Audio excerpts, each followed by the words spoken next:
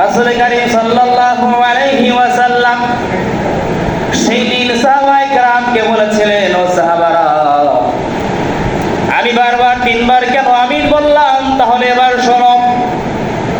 প্রথমবার যখন আমি মিম্বারে পা রেখেছি, জিবরাইল আমিন আমার কানে কানে এসে বলেছিল, ও আল্লাহর রাসূল, যখন কেউ আপনার নাম শুনলো, নাম শোনার পরে দরুদ পড়ল না, তার উপরে আল্লাহর লানত, আল্লাহর গজব পড়ুক। আল্লাহ রাসূল বলেছেন আমিন। যদি কোনো ব্যক্তির উপরে আল্লাহর গজব পড়ে আর রাসূল যদি দোয়া করে হ্যাঁ পড়ুক আমিন, তাহলে ওই গজব আটকানোর কেউ আছে নাকি? ওই গজব কেউ আটকাইতে পারবে না, আল্লাহর লানত কেউ ঠেকাইতে পারবে না।